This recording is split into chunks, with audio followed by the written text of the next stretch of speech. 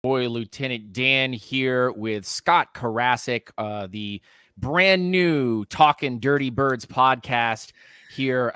Scott, how's it going, my man? Are you ready for our first episode? And how are you feeling about our Dirty Birds after whatever that was last year? I mean, the first 13 games didn't give me much promise because Marcus Mariota is absolute trash now. Ouch. But I mean, I did a comparison on Twitter and I was like, Marcus Mariota is no better than what Vic was for us, and Vic was no better than what Marcus Mariota was for us. But because Vic had some flashy plays on the ground as a runner, people got all excited. But they were both bad here. Vic eventually got better, but here he was objectively bad. It's interesting that before we even really get into things, this kind of feels like one of those Joe Rogan podcast moments where you have two intellects come into a room, they begin to discuss things, and before they can even get on to, hey guys, this is what the show is going to be about, how we're doing, we're just like, Marcus Mariota is no better than Michael Vick, and Michael Vick is no better than Marcus Mariota. How do you really feel, Scott? How does that? I mean, it was an interesting year, right? Because what you ended up having was the media and the fan base projecting Desmond Ridder as, glorified backup, third round trash quarterback. Marcus Mariota comes in, especially after the whole Deshaun Watson bit where the Falcons didn't pick him up, messed up the whole Matt Ryan, or maybe by design put Ryan where he needed to be and send him off because of that. Yeah. But then you get this offseason where the Falcons they go into free agency. We're going to get into that in just a moment, but they go into free agency. They pick up some fantastic players, and they really put the whole brand on Desmond Ridder, right? Like they give him the keys to the car. And so what were your initial thoughts off of, hey, Desmond, here you go. Like, get in there after 4 games. After seeing what I saw in those first 4 games, I feel like they should have started him earlier in the season, because going up against the Saints in New Orleans for your first start is a very tough place to do it, tough start to have. I think they should have started him against the Bears. Because if they start him against the Bears, they have a bad defense. They don't have a good pass rush. It lets him kind of get his feet wet. That game was won by run game and a kick return anyway. So you get him against a team that he can kind of learn. And instead of it being like a true NFL team, it's a 4A team at that point. They were not very good. They were the equivalent of like a 4A baseball team, like AAA, halfway between AAA. If college is AAA, they're right in the middle. Yeah. And that's what the Bears were. They were a 4A team last year. Put him against the Bears, let him kind of get his feet wet. The next week you have, I think it was the Chargers game the next week. Yeah, Chargers, which is the funny decision, because if you're a coaching staff and you go, obviously this is a prime spot to be able to put Desmond Ridder and get him kind of maturing and going. But then the following week, you don't want to bench him or sit him against a Chargers team that, while statistically not the greatest thing since sliced bread, roster-wise could prove to be detrimental to your quarterbacks and growth and maturity. So where do you start Desmond Ridder, especially if you still are in the quote-unquote hunt for a playoff spot, right? I think you just take the lumps. You let him take some lumps. Yeah. They let him take some lumps against the Saints. He took a little bit more lumps against the Ravens. And then he kind of got into his flow against the Cardinals and the Bucks. Yeah. If you let him take his lumps against the Chargers and the Bears, who aren't as good as the Saints and the Ravens last year, you end up building him up to, by the time you get to the bye, instead of that stretch being 1-3 or 1-4, you're 2-3, 3-2 in that stretch. Yeah. If you can win 3 games in that stretch, you go to the playoffs, you win the division, you have a winning record. And those last 4 games, maybe you don't go 2-2, maybe you go 3-1, and they beat the Saints. Yeah, it changes the dynamic, right? Because you're looking at a team that specifically and honestly was more run game oriented. They had a passing attack, but just statistically, the difference between Desmond Ritter stepping in and Drake London suddenly going off, and most of the pass catchers actually having heightened stats Yep. versus Marcus Mariota in the 13 games before, you see the complete difference, and you go, especially, by the way, I love this excuse. Oh, Kyle Pitts wasn't out there and now he's a bum because he got hurt and he wasn't able to do things, and he has no chemistry with Desmond Ritter. Matt Ryan was able to make a tight end go for 1,000 yards with no touchdown. I can't even stress to you guys the amount of missed opportunities that Marcus Mariota had with Kyle Pitts, and now you get an opportunity with the sample size being so small, being so accurate, polarizing, versus what you had with Marcus Mariota, obviously struggling passing the ball, and then the complete opposite statistical values with Desmond Ritter stepping into office and everybody looking better. You have to put some sense of urgency on Kyle Pitts getting in there and definitely having a better career, specifically with just at least Desmond Ritter, right? Yeah. Like, well, and there's a couple passes that Ritter made last year that you're like, man, if that's Kyle Pitts, that's going to the house. Yeah. Or it's at least going another 15 yards. And you're like, wait, he's wide open. And then you go back and you watch prior games and you're like, he was wide open. Like, yeah, the random tight end was wide open, but Kyle Pitts was wide open. Yeah. And Mariota just missed him. And if he just threw the ball like 20 yards shorter than where he threw it, Pitts at least gets a 20-yard gain, if not more, because he's already 15 yards down the field. He'll fall forward for 5. Like, yeah. We're not. I mean, put this into perspective too, right, Scott? Because we have to also go, yeah, while it is a lot on the player's success because it's a driving force that particular player in that particular position holds a lot of value. Like, there's a lot that happens with that guy to make other things happen. But if the team as a whole, and I kind of broke this down in my last video that I just posted this morning, was if the team as a whole is not operating as, a whole, and there are issues with the team, and not just the player level, whether or not that player is good or not, whether it's a blue chipper or not, but as a whole, if the system's not oiled and running, then you have like Tyler Algier with Desmond Ritter doing a play action, and he's not even on the right side to pretend that the play action even is happening, and just walking off into space. And those types of little things, I think, were more evident with Mariota. Oh yeah. Than they were with kind of, and this is kind of funny, covered up by how good Desmond Ritter was comparatively to Mariota. Like, at least the passes got there, right? Well, and at least like there was one play against the Saints, right?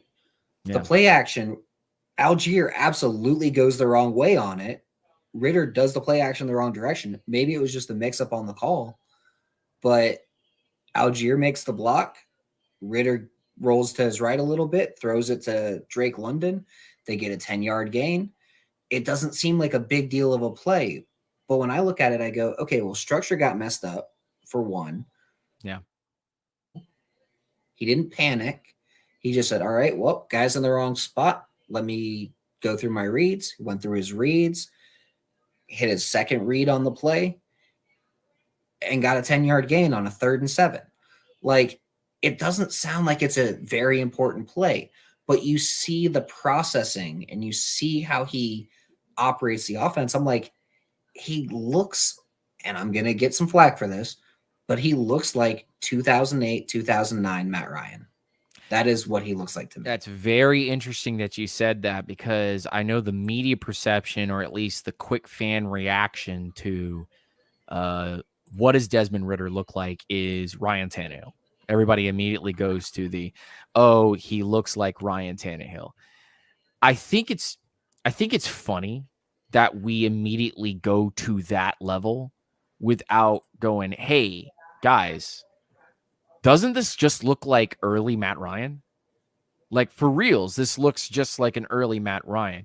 And statistically, it's definitely trending that way.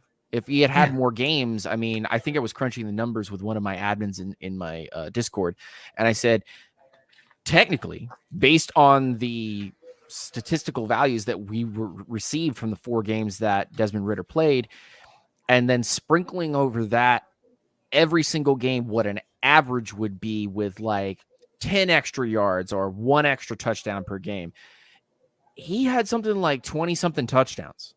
Yeah. And almost 4,000 yards. And I was like, that's literally Matt Ryan, right? So before we start going, well, he's going to be Tannehill running around. This is a pocket passing quarterback that has the ability to shut off blocks. That's weird. He's a pocket passer who happens to run 4.5. Yeah. Like that's what he is. Like long stride too, not quick. Yeah. Long stride.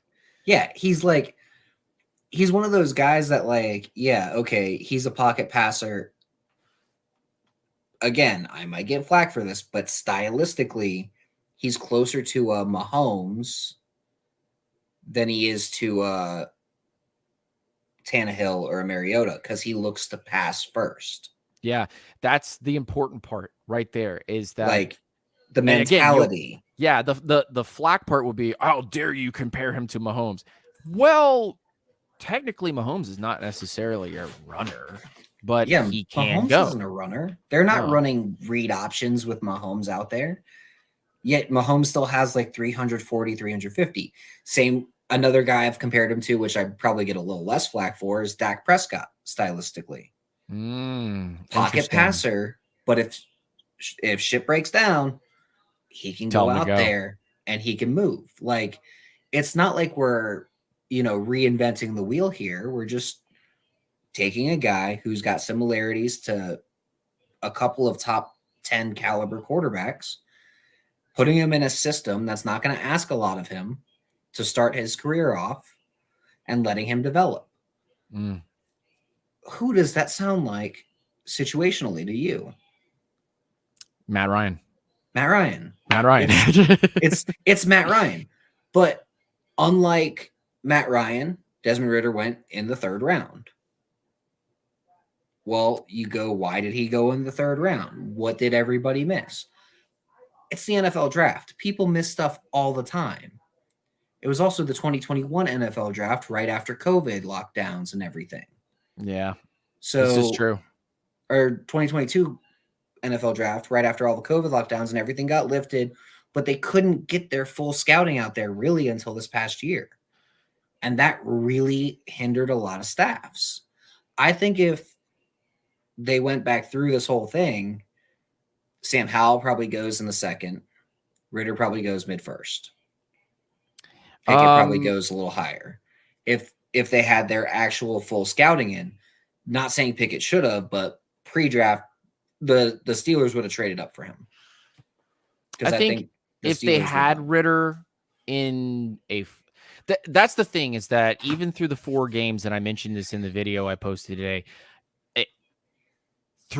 even through the 4 games, in the game that you see him most matured, which is only 4 games in, so that's a thing you have to put into perspective. Even through 4 games, the deep accuracy issues are still there, 110%. Yeah. But the professional throws are there, and the weird professional throws are there, like the ones where you stick in the pocket and you take a hit and you deliver it 15 yards down the field. That happens. So how do you categorize somebody who he has speed, but he doesn't necessarily use it, but when the pocket collapses, he gains 5 yards? On top of that, drafted in the 3rd round, and the reason for that being those inaccuracy issues. If Desmond Ridder had been any more inaccurate in college, he would have been a mid-1st round quarterback taken, without question. I believe that. I think the flack you get is comparing him to Russell Wilson, another former 3rd rounder who also was given flack because of certain issues with his play style and suddenly turned out to be a baller G. But hey, whatever you got to say. I think the accuracy issues are overblown too. Because for me, I go back and I look not at accuracy, but at chemistry. That's interesting. How does he how does he work with guys? Who does he work best with? Who did he not have great chemistry with? Why did he not have great chemistry with them? He did great with London. He did great with Michael Pruitt. He did great with any of the running backs, really. But he had, honestly, Algier and Patterson. Yeah, you're right. yeah, He had, and this is something I but he want to couldn't ask get the you on ball to top of Parker that. Hesse. Thank you. He couldn't get the ball to Parker Hesse. And then I go back and I watch more of what's going on. That wasn't really a chemistry issue. He threw him one ball. He caught one ball. Parker Hesse was the fifth read every single time he was on the field. Right. So why throw it to your fifth read? If you got nothing, you barely have time to get through 5 reads, really. I have no problem with him not getting the ball to Hesse, but Olamide Zaccheaus, he couldn't get the ball to. That's interesting because he had Tyler Scott for a season or two, and Scott was an integral part of what they were doing. So I wonder, and this is actually a question for you, is I wonder if the situation with the style of wide receivers that they had, and knowing that Kyle Pitts wasn't there, was a detriment. I think the bigger issue is when he had Tyler Scott was running deep outs, deep corners. The route tree that he was running was very different than the one that Zaccheaus could run. Right. But then put this also into perspective as well, and this is the actual question I wanted to ask you, is take any of those screen plays that Cordero Patterson, or I saw a lot actually to the fullback, Keith Smith, but take any of those and now put Bijan Robinson in that spot instead. Does that go to the house? Because I watched multiple times in the Bucs game. You see every single pass play. And I look at times where Ritter dumped it off and I was like, oh man, if Bijan had that, if Bijan was here already. If that was Bijan and not Keith Smith or Tyler Algier. Yeah. Again, not shit talking Tyler Algier at all. Love the guy. But he's not a dude that can take it 70 yards to the house in the NFL because he runs 4.6. Yeah. He's just going to get caught. It is what it is. He's not a burner. That's not his style of game anyway. He's a Bettis, Turner, Jamal Anderson, just bruise him, beat him down, hurt him back. And that's what you want. Especially in the NFC South. You can grind out games. So that's always going to be my kind of back. But getting into why we were actually doing the podcast. Yeah. Now that we've had our feelings and discussion on Desmond Ritter that we said we weren't going to have, but we ended up having it anyway because, hey, man, he's not Michael Vick.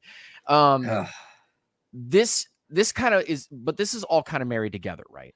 Because you can't have the discussion that we're going to have right now without having the Ritter discussion because it's married together. True. You go to free agency saying we have a specific mold of guys that we're putting together, whether it had been Trey Lance when we had an opportunity there or Desmond Ritter now. We have built this team in a structure to make a specific style of quarterback with a specific skill set of guys work. And now we have a defense that we specifically need to put things together because we're switching defensive coordinators and a guy that is familiar with a lot of our players, whether they played against him or he has had opportunity to teach them. And getting into a couple of big signings, because we kind of made a little list beforehand. And I look at the list of the quote unquote big signings because I differ with one particular guy as a big signing.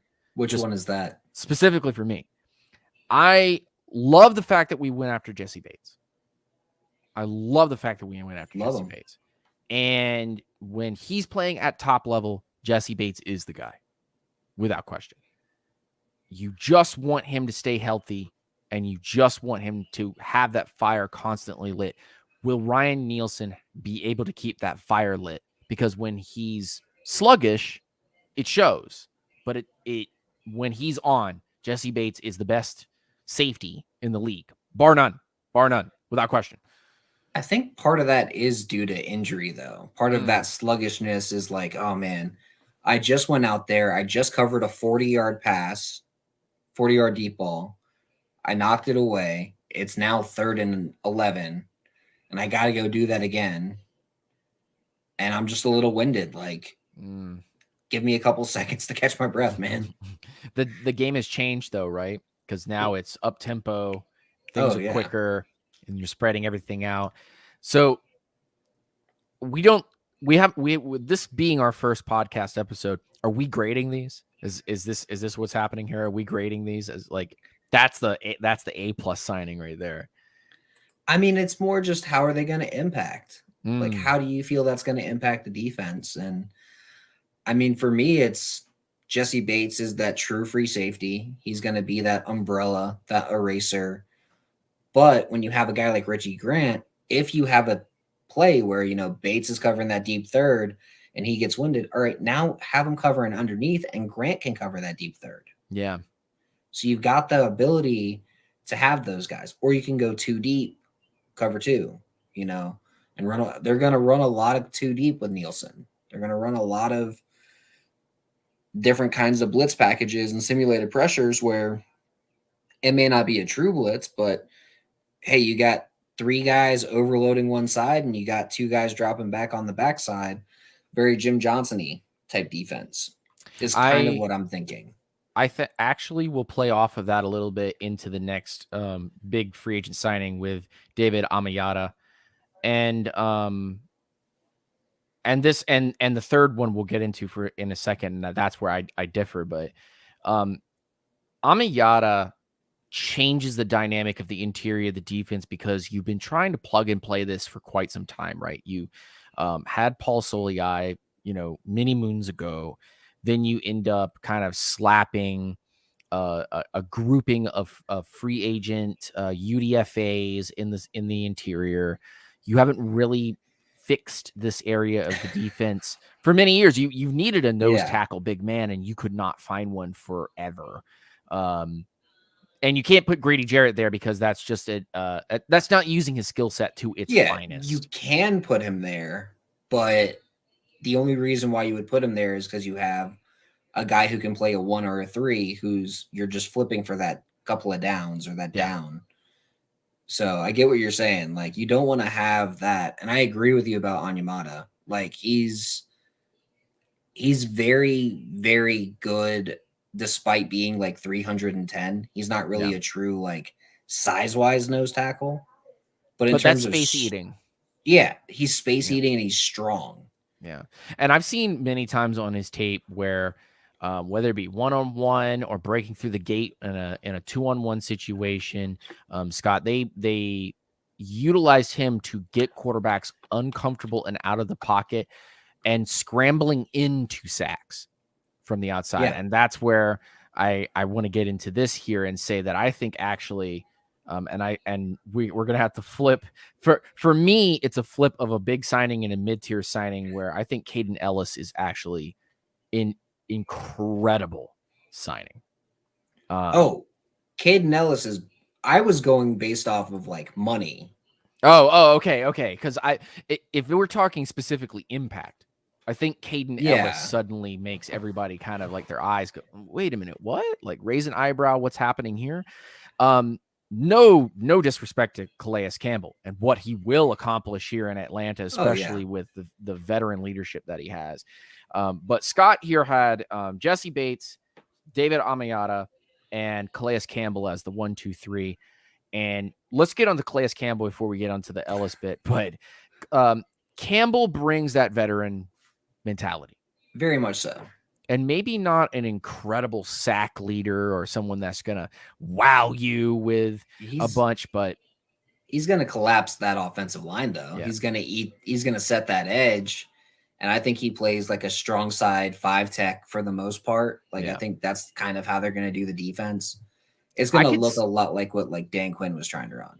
I could see them doing that over under type of deal because they've done that in New Orleans. I've also seen New Orleans go with a 34 and line Ellis up as a linebacker that drops or as someone who comes in and rush the passer. So, and we have that kind of roster where it's just wherever you want to put a guy, we see a disadvantage. We're going to play off of that. And that's how we're going to do it because we've put so much in the defensive backfield. But Caden Ellis and that's maybe the fun part is Caden Ellis and Campbell might actually be the playoff of each other, where you might end up having him at a 4-eye 3-tech because he's used to playing that position in Campbell, and have Ellis coming in and speed rushing off of that and creating a sack situation. So it's really interesting to see those three specific signings and then Caden Ellis. Go through these other two mid-tier signings here with Jonnu Smith and Jeff Okudah, because I want to hear your thoughts on those two players and what you think they kind of bring to the fold here. So obviously they were both trades, but you gave up a 5th-round pick and a 7th-round pick. Now, I want people to think about the value of your average 5th-round pick. Your average, you can get a Grady Jarrett there, but your average 5th-round pick is a depth player who plays special teams for 3 years and ends up on another roster. That is your average 5th-round pick in the NFL. It is Ogundeji, more or less. Yeah. Your average 7th-round pick doesn't make rosters normally. Right. So they gave up, and they had 3 of them anyway. So who cares if they give up a 7th-round pick, especially since it was the 3rd of the 3 they had. Right. Let that happen. So what they gave up was pretty much nothing to get 2 guys on essentially rental deals and see what they've got here. Jonnu Smith, I think, provides a lot more versatility to the offense. The fact that you can go out into the huddle in 22 personnel and then a line like you have 11 is going to throw a lot of people off. You go out there with, say, Cordero Patterson, Jonnu Smith, obviously Pitts, London, and then, say, Bijan Robinson, right? Right. That's 22 personnel. Well, then you go out there and you align it, and Jonnu's, sitting on the line as the tight end. You've got Kyle Pitts and Bijan on one side, and then you've got Drake London on the other side, and then standing next to Ritter in the backfield is Cordero Patterson. They're in a shotgun. Who is the ball going to? Yeah, exactly. Who is the ball going to? And you could even be like, well, it's probably not going to Jonnu. But in that situation, how do you know it's not going to Jonnu? Yeah, how do you know he's not going to run a heater straight up the middle of the field, or the classic Hooper misdirection play action where he cuts across the entire formation and then goes straight up the sideline? You have no idea, and that's what's so dangerous about Jonnu Smith, right? Like he can make those catches. Yeah, and you could even align in standard I form with that same set. Yeah. Have Pitts or like a 2 tight end I form. You could align in 22 as well, very easily. Or even have Jonnu at fullback and then throw, Patterson out wide and have Bijan and just line up in standard I form. The versatility of a guy like Jonnu Smith, you can use him at fullback, you can use him at tight end, you can use him in the slot, you can use him out wide. That gives you so many options for your offense. They talk about positionless offense, and the reason why they do is because Desmond Ritter is essentially supposed to be a point guard in the way the offense is designed. Right. Just get it to the open man, let him get his yards. Get it to the open man, let him make the play. That's a point guard. That's all a point guard's supposed to do, right? That's all Desmond Ritter's supposed to do. Get it to your playmaker, let him make the play. Adding more playmakers, adding versatile playmakers is only going to make his job easier, especially with how they design the offense. And I went through and looked at NFL GSIS, game information system stuff, and looked at all the different packages that Atlanta ran of just personnel packages. They had something like, it was like the 3rd or 4th highest amount of different personnel packages last year. And now they've just raised the talent level of all the personnel that they can use in all these fancy personnel packages. Yep.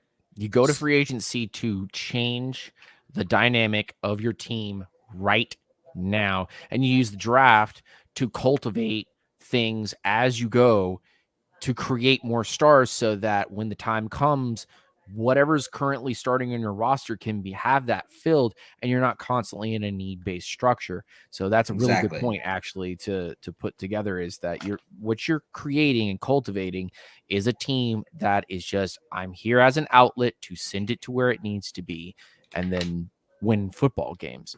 Yeah. And What does then Jeff Okuda do for you? I think that's a lottery pick. Okay. Like, don't get me wrong. Love the way Jeff Okuda played in college. He was fantastic. In the pros, he hasn't been the same guy. He hasn't been used in the same way either. I think getting a guy like Jerry Gray here is going to say, all right, well, what you did in college really well was press man. What our defense is going to have you do is press man. Mm. So you just have to do what you're most comfortable at. How do you feel about that? And just throw him out there, cornerback number 2, right side cornerback, and throw him in press man. AJ Terrell played really well in college in press man. Now he's shown he can do everything else as well, but he's going to have a lot more press man as well. If you're press man the outsides, you're forcing them to try and make plays on you quick. You're forcing the quarterback to hold the ball longer. Yeah. With good coverage, what does that do? Creates more sacks. And it takes away, because like you mentioned earlier, we're going to have probably a lot of 2 deep or a single deep and middle of field roamer there. So you're forcing wide receivers and tight ends and running backs to create space based on matchup, and that's causing a lot of time to tick by for your rush to be able to get there. And like we said earlier, you added a whole host of guys that can create pressure without question. Like, well, the pressure can get there. You're going from Abdullah Anderson and Timmy Horn, who I don't think makes the roster this year, and like Jalen Dalton, and just a couple of names that I don't even really remember. Ogundeji and Anthony Rush. Yeah. And these are guys that are now either off the roster or on the fringe right now for the training camp roster. And then you bring in guys like Bud Dupree and Calais Campbell and David. And we were about to get to that with Bud Dupree. Yeah. I think that's a people look at that signing and they scoff at it a little bit. I look at that signing and I go, that's the kind of thing to push guys like Ogundeji off the team, like off a cliff. And if Bud Dupree does well, whether he stays with you next year or he, ends up going to free agency because he outprices you and goes somewhere else because he has a good season, that's quality. You end up getting compensation for that, as well as kind of we had time to cultivate somebody else to put into that spot. So that's massive. You need that on this roster. Yeah. And that to me is the kind of signing that you need to make, because it's all about building up the baseline. So if you have a guy like Bud Dupree, instead of having Ogundeji as your third man in the rotation and being a black hole for pass rush, you've got Bud Dupree out there getting 35, 40 pressures in his 400 snaps. He's at least providing a pass rusher out there that you don't really have in that second wave right now. I got a question for you, so that some of the viewers can kind of put this into their minds as well. But what does this do to Ebiketie?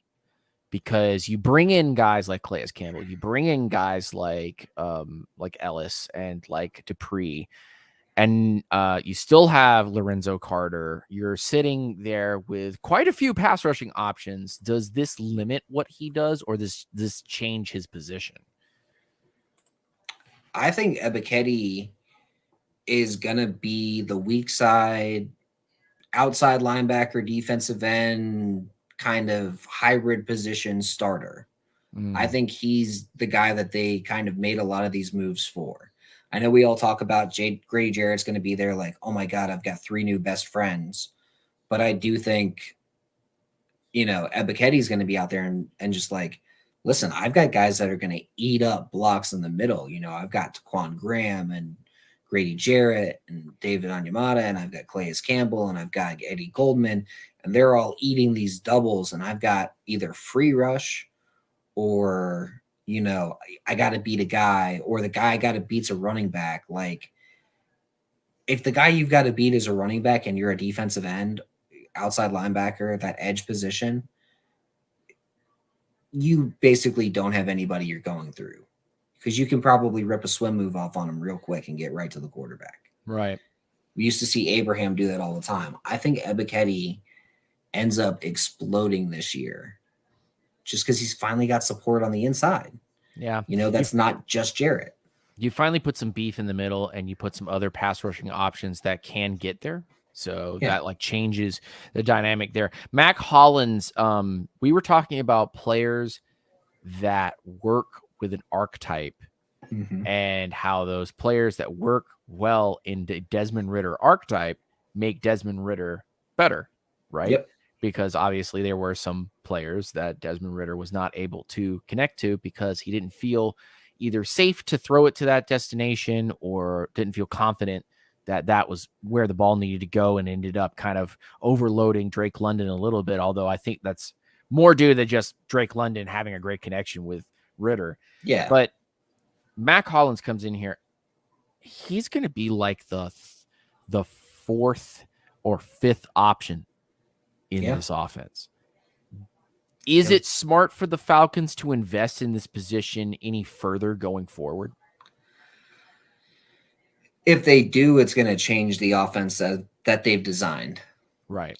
I feel like the offense they've designed right now is, we need versatile playmakers. We're going to use these guys all over the field. We're going to keep them rested and healthy and, as fast as we can keep them, because that's going to put pressure on the defense, and that's going to really hurt the defense. I think a guy like Mac Hollins, you have him come in, I think he's going to be out there for a lot of running plays. But I also think he's going to be probably number 3, number 4 read on a lot of plays, or the check down on like a 3rd and 7, right? He's going to be the guy running the dig across the field.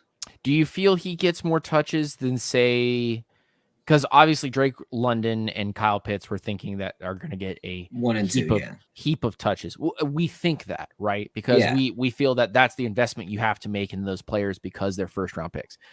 I digress on that statement. I think something a little bit different. But then you get into this whole pool of players. I mean, I name them off here, and I want to see how many people in the chat wins. You put Bijan Robinson, Mac Hollins, Scott Miller, Tyler Algier, Jonnu Smith, and Cordero Patterson. That's 6 guys. Yep. All who could possibly take targets. Yep. All who possibly would get opportunities to run with the ball and or get blocking options. And you take Mac Hollins out of that grouping and go, there's a lot more talent here than Mac Hollins getting 4 receptions a game. Maybe, because you're going to be feeding the ball somewhere else, right? I think Hollins is going to be out there a lot. Okay. As that 3rd or 4th option on the field when he's out there, and he's going to be out there a lot run blocking. But I think his numbers are going to be like 35, 40 targets on the year, maybe 30 catches, maybe like 400 total yards, and then like 5 touchdowns. Because I think in the red zone, like, you want his height in the red zone. He's going to have a specific role in the offense. He's a role player. And people go, oh, why'd they go and give Mac Hollins a contract for number 3? He's making like $2 million this year. Yeah. He was cheap. Who cares? So hear that, fantasy gurus? Mac Hollins out. Touchdown vulture. Touchdown vulture. Kyle Pitts sufferer. I think Pitts is going to have a massive year. It could be a huge year for him. I still see the chemistry with Ridder and London being probably the most effective thing. But let's get into some of the draft stuff, because let's talk about one of those guys that's going to probably eat up some targets. Bijan Robinson is an Atlanta Falcon, and Yeah. it was clear as day. I mean, we don't even have we couldn't even get 40 minutes into this podcast here without mentioning Bijan Robinson within the first like couple sentences, based on like, oh, and imagine Bijan Robinson taking that pass.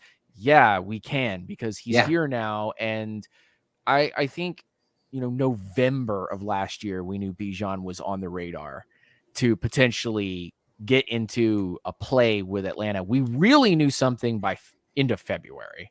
It was kind of already done. It's one of those things, like around the combine, you're going to hear a weird name connected with Atlanta, and you're going to be like, this makes no sense. And then when they draft him, you're going to be like, that's the vision they have. That makes sense. Yeah. Like Kyle Pitts. Yeah.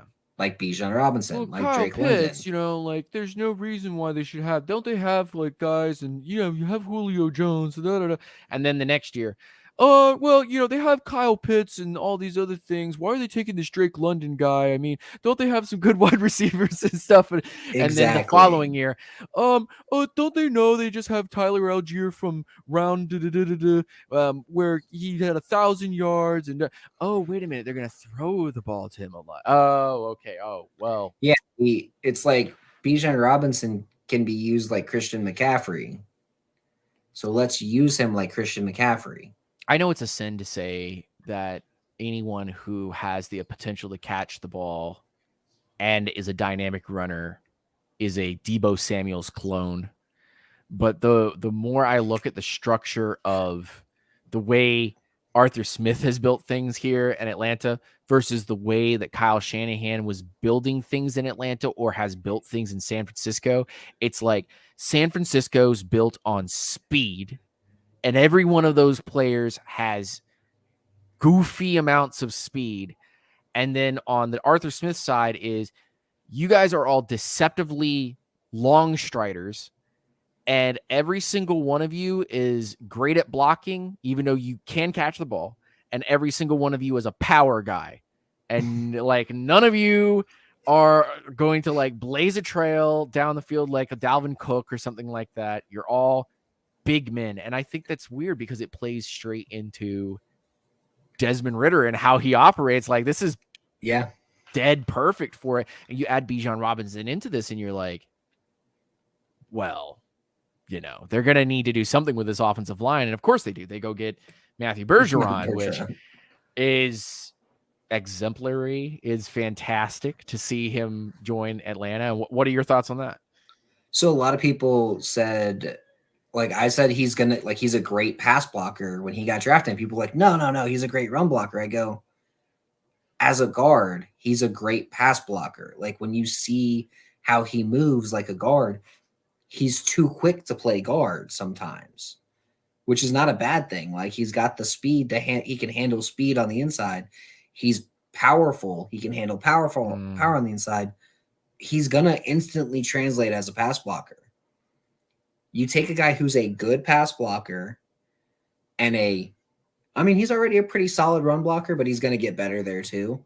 And you put him in a scheme that teaches him how to run block and really work with everybody else.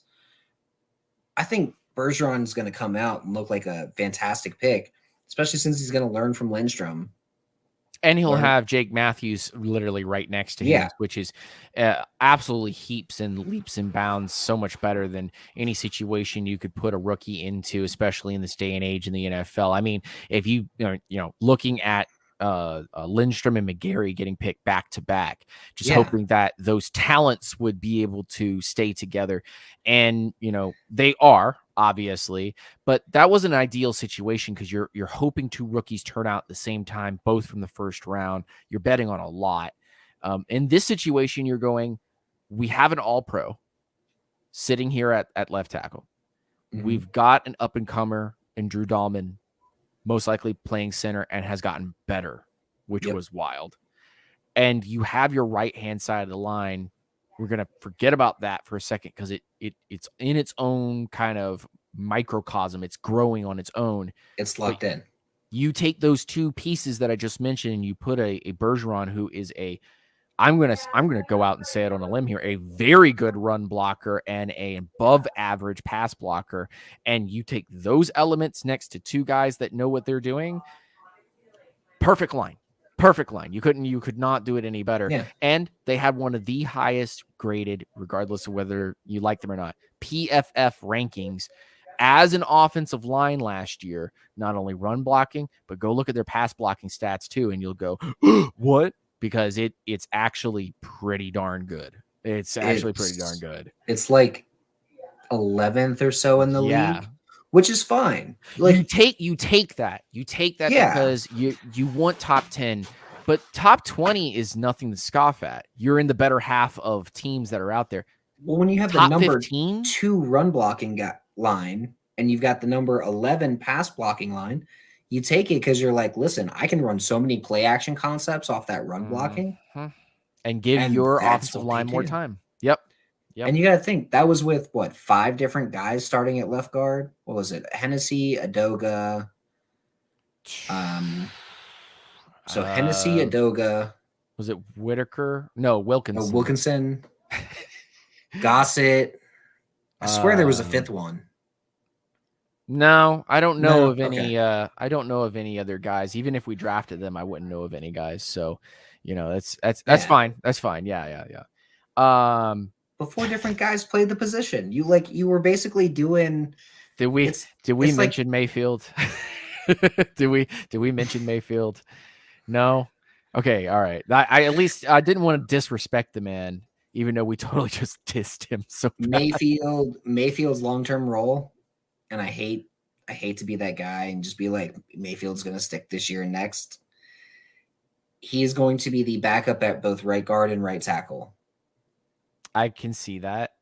That is his long-term role. And you want me to be extra spicy and say a player that he literally reminds me of? He is the Atlanta Falcons' next Tyson Brylo. He is a swing tackle, massive backup, could probably play like a couple of positions, but he probably needs to stay only on the right-hand side of the line and never speak about starting ever again until he's proven that he can get to that point. He's not ready. Maybe one more day. He starts one day because the guy's hurt. Yeah. But the guy's back next week. He's good. Yeah, that bench needs to be warm, man. I need it really warm enough to be able to make hot pockets. So just you stick there, please. He's what I like to call a Zoolander lineman. He can't turn left. He has trouble turning left. He can only turn right. He's a right side only guy. He's a Zoolander. Let's talk about guys that attack that position, though, and let's talk about Zach Harrison, who is not a pass rusher, really. He is more of a run blocker, run stopper. Where does he fit? We just talked about Ebiketie having a difficult time finding play time. Is this just a backup for now? I don't think Ebiketie has a difficult time finding play time. I think Ebiketie's a starter. Over Lorenzo, yes. Ooh, man. I think that's why Lorenzo and Dupree. Well, you got to think Lorenzo took $3 million. They told him how they were going to use him. He knew he was going to be a backup after his first year. Like Lorenzo knows what's going on. He's going back to a rotational role. Dupree's a rotational guy or the starting strong side guy. But so I think the way it's going to work, you got a weak side linebacker, you got a strong side linebacker. The weak side guy is going to be a defensive end or linebacker. It's either going to be Ebiketie or Dupree on that side. And I think on the other side, you've got Carter and Malone. And I think that's where Carter starts this year, is on the other side. So your starters are going to be Carter and Ebiketie, and eventually Malone's going to work his way into the rotation as the starter there. I think that's what happens. The more I try to make a map of how this team is going to have starters and who's going to play, the more I go, to put the amount of people that you want on the field to be on the field, especially some of your favorites or guys that make sense playing next to each other, you have to play a 34. Yep. and I've been saying it. And worse than that is that 34 will still probably have one more DB than it needs to have on the field because they're going to play the heck out of these DBs. Yeah. Clark Phillips is a great name to mention in that. We never went over Harrison. Yes. No, and we're getting into both of those things is that how does Harrison get onto the field, the type of player that he is, and then Clark Phillips has obviously got to be targeting that slot position. Got to be going after him. So Harrison, you have Calais Campbell, right? Right. So that's it. So you're going to go in and out with those. He's a tall, long-armed, big guy, right? Right. Who's going to rotate with him? Right. That makes at 5 tech. That makes absolutely sense. That makes absolute sense. Because if you're playing a 34 or you're playing in a 43, that specific position is completely good for Zach Harrison and for Calais Campbell. So you set that up. Fantastic. Playing nothing but 5 and 6. That's all they're going to play the whole time. And that's okay. And maybe sometimes you have Campbell slide into the 3, but then you're throwing in like D'Angelo Malone. I think 4I will be used in this because I truly do believe that the 3-2-6 is going to show its hair. Yeah, it's gonna show its head. Anywhere from 3 tech to like that 5 is going to be utilized for a guy like a Calais Campbell. And if you believe that a Zach Harrison then backs that up and becomes the backup to that, that makes a lot of sense because then that guy can rotate in and out like that too. And I'll be upfront with you. Harrison looks a little skinny even at 275. Yeah. So bulk him up to about 285, 290, 295 and really see what he can look like. It's a lot of weight to put on, but I since he doesn't have that crazy speed pass rushing move and he's more of a bull rusher anyway and a run defender, I could see that happening because he has the ability to collapse pockets just like Calais Campbell does. So that's fantastic. But Phillips though has to be taking on the slot. I mean, do you believe he's an outside guy? Does he have an opportunity to get to that? Phillips played outside pretty much his entire career at Utah State and won Pac-12 Defender of the Year. I think long-term, Phillips is kind of an insurance policy if Okudah doesn't work out. That's a good point. Yeah, absolutely. Or if Mike Hughes doesn't work out. I think the slot this year is actually going to be D. Alford. That's a spicy take. That's pretty spicy. Well, you got to think D. Alford played at Tusculum, then he went to Canada because no one in the NFL really looks at Tusculum, no matter what they tell you. They don't really look at there unless you're a, oh my God, prospect. He wasn't an oh my God prospect. He was D. Alford. And then he goes up to Canada and he works and he gets better and he learns and he gets his technique and he comes back down here and he has a pretty solid NFL rookie year. He didn't look horrible last year. He actually looked like a guy who needed more playing time last year. Yeah. I would have rather started him at nickel last year than whoever we were starting. And or even started him outside over Cornell Armstrong. Because Cornell Armstrong was allowing everything to get by him and wasn't making any plays on the ball. Right. So I think Alford is playing his way, even if maybe Alford plays outside and Phillips plays in the nickel long term.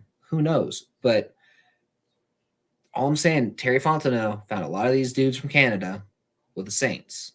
Yeah. Alford could be another one.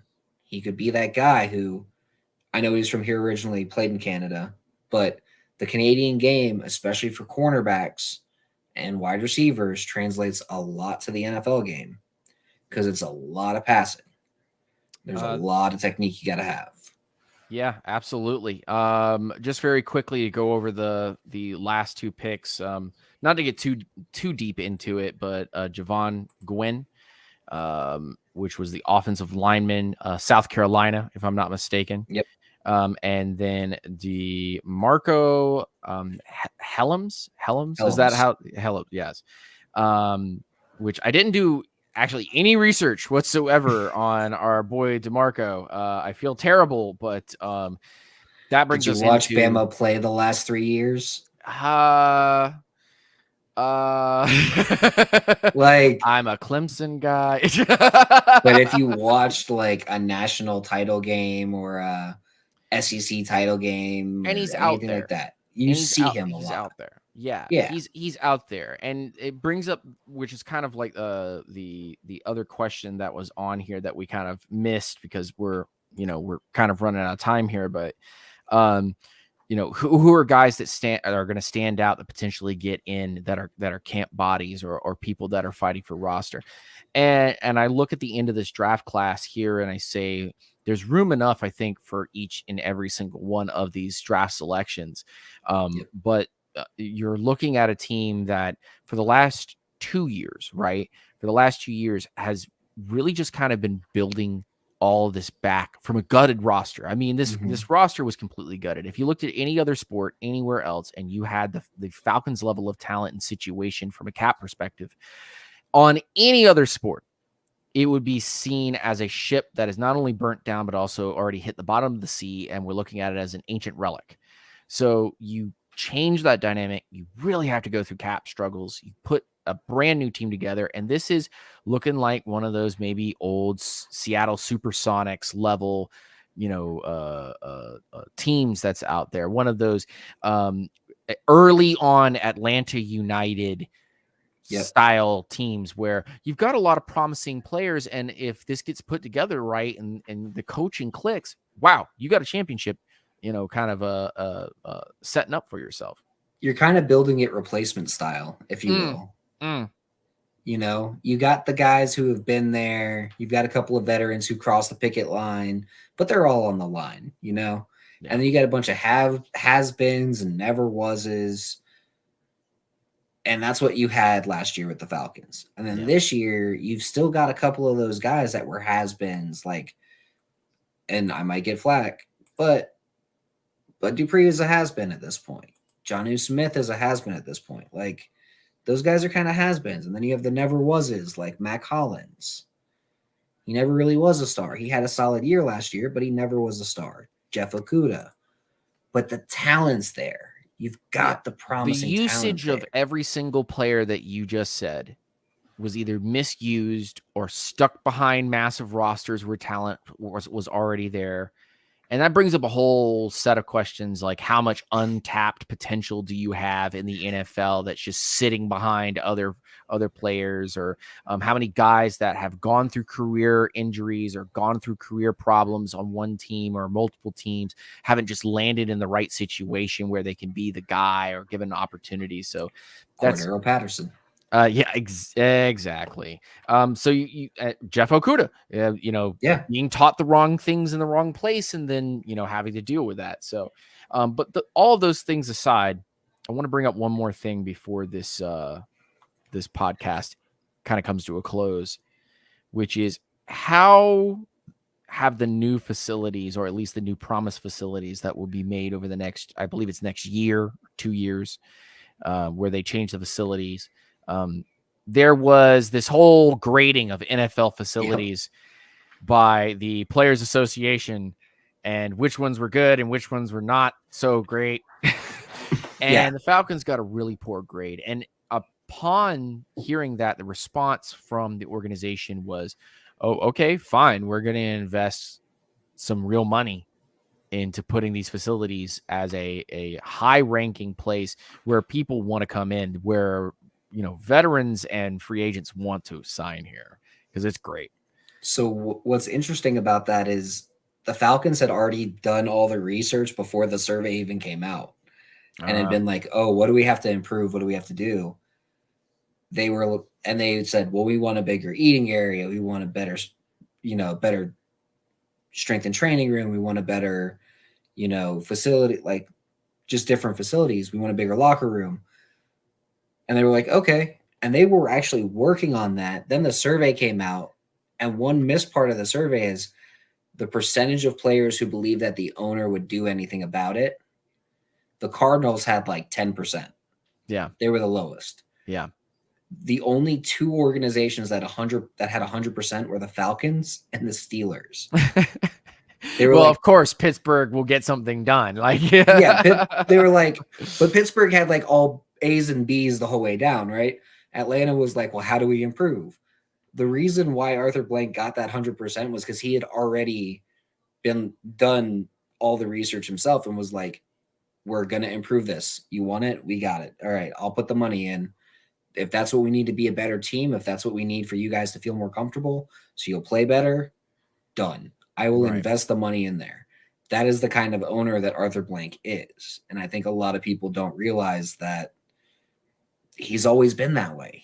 That's how they got the facilities up in Flowery Branch in the first place.